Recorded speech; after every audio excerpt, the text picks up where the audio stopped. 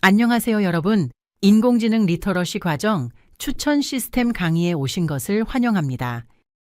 이 강의에서는 인공지능을 활용한 추천 시스템의 기본적인 원리를 이해해 볼 것입니다.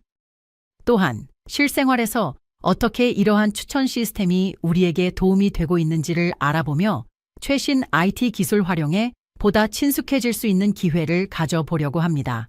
그럼 강의를 시작하도록 하겠습니다. 혹시 인생은 B와 D 사이의 C이다, 이 말을 들어본 적 있으신가요? 노벨 문학상 수상자였던 장폴 사르트르가 그의 저서 실존주의는 휴머니즘이다 라는 책을 통해 남긴 문장입니다. 인생이란 탄생을 뜻하는 벌스와 죽음을 뜻하는 데스 사이에 선택이라는 뜻의 초이스라는 것입니다. 2009년 어느 TV 예능 프로그램에서 이 문장을 주제로 한 특집을 진행하기도 하였습니다. 이처럼 우리는 인생에서 수많은 크고 작은 선택의 순간들을 마주하게 됩니다. 단순히 밥 한 끼를 먹기 위해 메뉴를 고를 때에도 무얼 먹을지 고민하는 데에만 제법 오랜 시간을 보내기도 합니다. 그렇게 긴 시간을 들여 어렵게 고른 메뉴가 생각보다 입에 맞지 않아 후회를 할 때도 있고요. 종류는 너무 많고 고르다 보면 나의 입맛에 딱 맞는 걸 찾기가 쉽지 않죠. 메뉴만 뚫어져라 쳐다보며 이게 내 취향에 맞을까? 고민하는 그 순간, 어쩌면 나도 모르게 누가 내 취향에 딱 맞는 걸 알아서 골라주면 좋겠다 라는 생각을 할지도 모릅니다. 심지어는 이렇게 메뉴를 추천해주는 표와 책까지 등장하였는데요. 여러분도 보신 적 있으신가요? 현대 사회를 살아가고 있는 우리들에게는 점점 더 많은 선택지가 주어지고 있지만 그와 동시에 최고의 선택을 고민하기 위한 충분한 시간은 허락되지 않을 때가 있습니다. 하지만 기왕이면 내 취향에 딱 맞는 것을 고르고 싶은 인간의 욕심은 끝이 없기도 하죠. 이런 우리들의 선택을 도와주기 위해 인공지능이 멋진 활약을 하고 있습니다. 그 활약을 바로 추천 시스템이라고 부릅니다. 그렇다면 그게 과연 무엇일까요? 추천 시스템은 사용자에게 맞춤형 콘텐츠, 상품, 서비스 등을 제안하는 인공지능 기술입니다. 다양한 정보를 기반으로 사용자의 선호도를 파악해 최적화된 선택지를 제공함으로써 정보 과잉의 시대에서 효율적인 선택을 돕는 역할을 합니다. 추천 시스템의 중요성을 정리해 보자면 다음과 같은데요. 먼저 사용자 경험의 개선입니다. 개인에게 적합한 콘텐츠와 상품을 제공해 사용자의 만족도와 몰입도를 높입니다. 예를 들어 넷플릭스가 맞춤형 영화와 드라마를 추천함으로써 시청 시간을 늘리는 것과 같은 사례가 있습니다. 두 번째는 효율적인 정보 탐색입니다. 방대한 정보 속에서 자신에게 맞는 정보를 찾는 데 걸리는 시간을 줄여줍니다.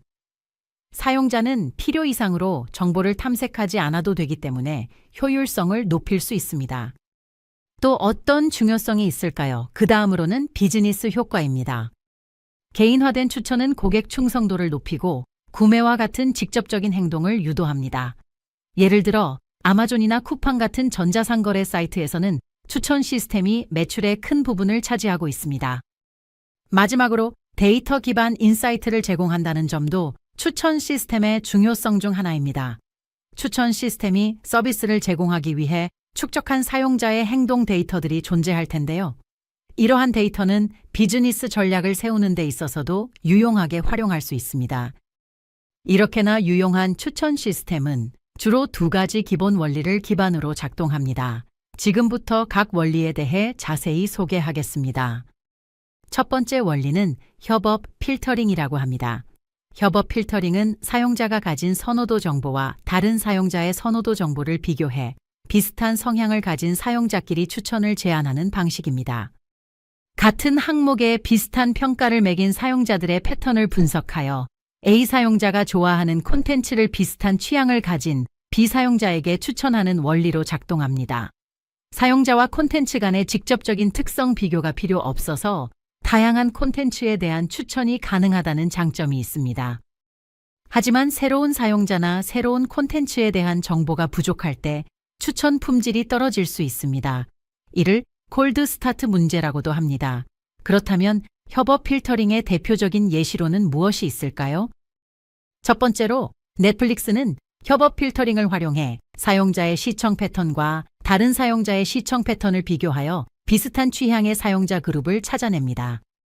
예를 들어 특정 장르나 시리즈를 좋아하는 사용자가 비슷한 취향을 가진 다른 사용자들과 유사한 콘텐츠를 추천받는 방식입니다. 유사한 사용자 그룹을 기반으로 추천하므로 내가 직접 시청하지 않았던 장르나 스타일의 새로운 콘텐츠를 발견할 수 있습니다. 아마존이 데이터를 적극적으로 활용한다는 사실 알고 계시죠? 아마존의 상품 추천 시스템에서도 협업 필터링이 사용됩니다. 예를 들어 사용자가 특정 제품을 구입하면 유사한 제품을 구매한 다른 사용자의 구매 패턴을 분석해 연관된 상품을 추천합니다.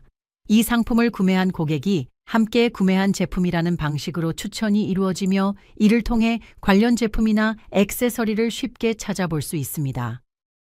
왓챠 역시 대표적인 예시입니다. 사용자가 평가한 영화 점수를 바탕으로 유사한 평가 패턴을 가진 사용자끼리의 취향을 분석해 영화를 추천합니다. 사용자가 좋아하는 영화와 유사한 점수를 부여한 다른 사용자의 데이터를 바탕으로 새로운 영화를 제안하는 방식으로 개인의 시청 이력과 맞는 콘텐츠를 추천받을 수 있습니다. 추천 시스템의 작동 기반이 되는 두 가지 기본 원리 중 두 번째, 콘텐츠 기반 필터링입니다. 콘텐츠 기반 필터링은 사용자가 이전에 좋아했던 콘텐츠의 특성을 분석해 유사한 특성을 가진 콘텐츠를 추천하는 방식입니다. 예를 들어 사용자가 공포영화 장르를 자주 선택한다면 이후 공포영화에 대한 추천이 더 많이 나타나게 됩니다. 콘텐츠 기반 필터링의 장점은 사용자의 취향이 명확히 반영되므로 개인화가 잘 이루어진다는 것입니다. 덕분에 콜드 스타트 문제에서 비교적 자유로울 수 있습니다. 그렇지만 한정된 장르나 범위 내에서만 추천이 이루어질 수 있습니다. 사용자가 새로운 취향을 발견하기 어렵게 되는 것이죠. 콘텐츠 기반 필터링의 대표적인 예시들은 다음과 같습니다. 스포티파이라는 음악 스트리밍 서비스가 첫 번째 예시입니다. 스포티파이는 사용자가 청취한 음악의 특성을 바탕으로 유사한 장르나 스타일의 음악을 추천하는 콘텐츠 기반 필터링 방식을 활용합니다. 예를 들어 재즈 음악을 많이 듣는 사용자는 재즈와 유사한 스타일이나 관련 아티스트의 곡을 추천받게 됩니다. 사용자가 이미 좋아하는 음악의 특성을 분석하여 유사한 특성을 가진 음악을 추천하기 때문에 새로운 아티스트나 곡을 발견하는 데 유용합니다. 알고리즘이 나를 여기로 이끌었다는 표현을 종종 볼 수 있는 곳이 있죠? 바로 유튜브입니다. 유튜브는 사용자가 시청한 영상의 키워드와 주제를 분석하여 같은 주제나 유사한 키워드를 가진 영상을 추천합니다. 예를 들어 요리 레시피 영상을 많이 시청한 사용자는 요리와 관련된 다른 영상을 추천받게 됩니다. 콘텐츠의 키워드와 주제를 기반으로 추천되기 때문에 사용자가 이미 관심을 가진 주제에 더 깊이 몰입할 수 있도록 돕습니다. 마지막은 대한민국의 대표 음악 스트리밍 서비스 멜론입니다. 멜론은 앞서 소개한 스포티파이와 유사하게 작동합니다. 사용자가 자주 듣는 음악의 장르와 분위기, 아티스트를 분석해 유사한 음악을 추천합니다. 예를 들어 발라드 장르를 많이 듣는 사용자는 발라드나 비슷한 분위기의 곡을 더 자주 추천받습니다. 사용자의 선호 장르와 비슷한 음악을 추천하므로 취향에 맞는 음악을 계속해서 탐색할 수 있게 합니다. 이처럼 협업 필터링과 콘텐츠 기반 필터링은 각각의 장점을 살려 다양한 서비스에서 우리의 취향을 이해하고 개인화된 추천을 제공하는 데 활용되고 있습니다. 앞서 살펴본 것과 같이 추천 시스템은 아주 똑똑하고 근거 있는 판단으로 우리의 취향에 맞는 것들을 추천해 줍니다. 하지만 모든 게 완벽하기만 한 건 있을 수 없겠죠? 이런 똑똑한 시스템조차도 몇 가지 한계점이 존재합니다. 첫 번째, 콜드 스타트 문제입니다. 협업 필터링 알고리즘 사용을 위해서는 기존 데이터가 반드시 필요하기 때문에 신규 사용자에게는 어떤 추천도 할 수 없습니다. 이러한 상황을 바로 콜드 스타트라고 합니다. 새로 시작할 때의 곤란함을 의미하는 것이죠. 두 번째는 계산 효율성의 저하입니다. 협업 필터링은 계산량이 비교적 많은 알고리즘인 만큼 사용자 수가 많을 때에는 계산을 위해 많은 시간이 소요되기도 합니다. 마지막은 롱테일 문제입니다. 사용자들은 소수의 인기 있는 콘텐츠에만 관심을 보이기 마련입니다. 자연스럽게 그 소수의 인기 콘텐츠가 전체 추천 콘텐츠의 많은 비율을 차지하겠죠? 인기가 저조한 콘텐츠는 정보 부족으로 추천될 가능성이 현저히 적어질 수밖에 없습니다. 분명 두 가지 원리 모두 굉장히 유용하지만 단점이 있어 아쉬움이 남는 것 같습니다. 그렇다면 이러한 단점을 해결하기 위해서는 어떤 알고리즘이 필요할까요? 그래서 최근에는 하이브리드 추천 시스템이 많이 사용됩니다. 앞서 말씀드린 추천 시스템의 단점을 보완하기 위해 2개 이상의 다양한 추천 시스템 방식을 조합하는 방법입니다. 기존 방식들의 약점을 보완하며 개인화된 추천의 정확성을 더욱 향상시킬 수 있어 넷플릭스, 유튜브, 아마존 같은 대형 플랫폼에서 널리 사용되고 있습니다. 하이브리드 방식은 사용자에게 더 다양한 취향의 콘텐츠를 추천할 수 있어 추천 품질을 크게 향상시키는 효과가 있습니다. 사용자에게 새로운 경험을 제공하면서도 익숙한 취향을 반영하는 데 효과적입니다. 하이브리드 방식의 대표적인 예시들 또한 이미 우리가 너무나도 익숙하게 알고 있는 것들입니다. 첫 번째는 넷플릭스인데요. 넷플릭스는 하이브리드 방식을 대표적으로 사용하는 플랫폼입니다. 사용자의 시청 이력을 기반으로 비슷한 취향을 가진 사용자들이 선호하는 콘텐츠를 추천하는 협업 필터링과 사용자가 좋아하는 콘텐츠의 장르나 주제를 분석해 유사한 콘텐츠를 추천하는 콘텐츠 기반 필터링을 함께 사용합니다. 예를 들어 특정 드라마 시리즈를 즐겨보는 사용자가 있다면 넷플릭스는 그 드라마의 장르나 스타일과 유사한 작품뿐만 아니라 해당 드라마를 좋아한 다른 사용자들이 본 작품까지 함께 추천할 수 있습니다. 다음으로 유튜브입니다. 유튜브는 사용자가 시청한 영상의 주제나 키워드를 분석하는 콘텐츠 기반 필터링과 유사한 콘텐츠를 본 다른 사용자의 시청 패턴을 분석하는 협업 필터링을 결합해 영상을 추천합니다. 예를 들어 특정 주제의 다큐멘터리를 시청한 사용자에게는 같은 주제의 다른 다큐멘터리뿐 아니라 비슷한 취향을 가진 사용자가 함께 본 관련 콘텐츠도 추천됩니다. 하이브리드 방식 덕분에 유튜브는 사용자가 이미 알고 있는 주제와 새로운 주제 모두를 탐색할 수 있는 균형 잡힌 추천을 제공할 수 있습니다. 마지막은 아마존입니다. 아마존은 제품 추천 시 협업 필터링과 콘텐츠 기반 필터링을 함께 사용하여 하이브리드 방식을 구현합니다. 사용자가 특정 제품을 구매하면 유사한 제품의 특징을 분석해 추천하거나 해당 제품을 구매한 다른 사용자들이 함께 구매한 제품을 추천하기도 합니다. 예를 들어 특정 책을 구매한 사용자에게는 그 책과 유사한 주제의 책을 추천하거나 그 책을 구매한 다른 고객들이 함께 구매한 다른 책이나 관련 상품을 추천합니다. 이를 통해 상품 탐색이 용이해지며 구매 경험이 개선됩니다. 우리는 지금 당장이라도 추천 시스템의 능력을 확인해 볼 수 있습니다. 대한민국의 가장 대표적인 검색 플랫폼이라고 해도 과언이 아닌 네이버에서 말이죠. 이 강의를 보고 계신 분들 중 대다수는 네이버 쇼핑을 이용해 보신 적이 있으실 텐데요.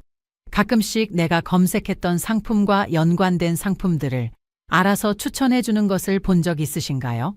이처럼 네이버는 검색만으로도 누구누구님을 위한 맞춤 쇼핑으로 그동안 우리가 찾아본 상품들을 모아주고 연관된 상품, 브랜드, 스토어를 함께 추천해 줍니다.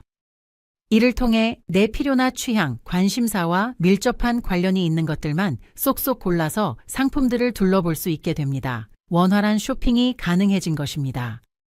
어떠신가요? 우리가 지금 당장 이용하고 있는 다양한 서비스들에서도 이미 추천 시스템이 다양하게 적용되고 있다는 사실 확인할 수 있으셨을까요? 현대사회에서 추천 시스템이 갖고 있는 의의를 알아보며 강의를 마무리하겠습니다. 가장 먼저 정보 탐색 시간이 단축됩니다.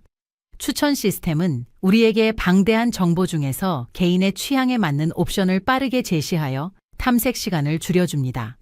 예를 들어 넷플릭스에서 원하는 영화를 수백 편의 목록에서 찾는 대신 추천 시스템이 제시하는 몇 가지 옵션 중에서 쉽게 선택할 수 있습니다.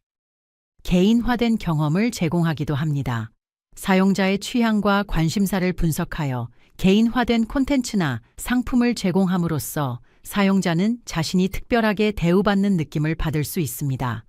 이는 사용자의 서비스 몰입도를 높이고 만족도를 크게 향상시키며 나아가 플랫폼에 대한 충성도를 높입니다. 다양한 선택지 제공으로 취향이 확장될 수도 있습니다. 추천 시스템은 사용자가 자주 접하지 않던 장르나 유형의 콘텐츠를 추천하기도 합니다. 이는 새로운 취향을 발견하고 다양한 경험을 쌓는 데 기여합니다. 예를 들어 스포티파이의 음악 추천은 사용자가 모르는 새로운 아티스트나 장르를 발견하는 기회를 제공합니다. 또한 효율적인 소비를 촉진시키기도 합니다. 사용자에게 필요한 상품이나 서비스를 제안함으로써 필요한 소비를 더 효율적으로 이루어지게 합니다. 아마존이나 쿠팡의 추천 시스템을 통해 사용자는 자신의 관심사와 관련된 상품을 더 쉽게 찾고 불필요한 소비를 줄일 수 있습니다. 마지막으로 데이터 기반 사회에서의 필수적인 역할을 합니다. 현대 사회에서 데이터가 갖는 가치는 점점 더 커지고 있습니다. 추천 시스템 역시 데이터를 기반으로 사용자 행동을 분석하고 이를 통해 더 나은 서비스를 제공합니다. 이는 데이터 기반 의사결정의 대표적인 예로 사용자 데이터가 축적될수록 서비스가 점점 더 개인화되고 고도화될 수 있습니다.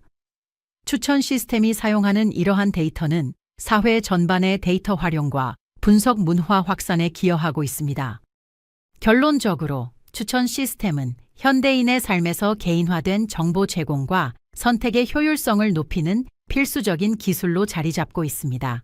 이는 정보와 선택지가 넘쳐나는 시대에 사용자에게 의미 있는 선택을 제공하고 더 나은 소비와 경험을 가능하게 하는 중요한 역할을 합니다. 이와 같이 추천 시스템은 정보의 바다에서 사용자가 쉽고 빠르게 필요한 정보를 찾아 선택할 수 있도록 돕는 중요한 역할을 하고 있으며 앞으로도 더욱 중요한 기술로 자리 잡을 것입니다. 이것으로 인공지능 리터러시 과정 추천 시스템 강의를 마치도록 하겠습니다. 인공지능의 활용이 우리의 삶에 어떤 영향을 주고 어떻게 우리 일상에 녹아들어 있는지에 대해 체감하며 조금 더 친근해질 수 있는 시간이 되었기를 바랍니다. 수고 많으셨습니다.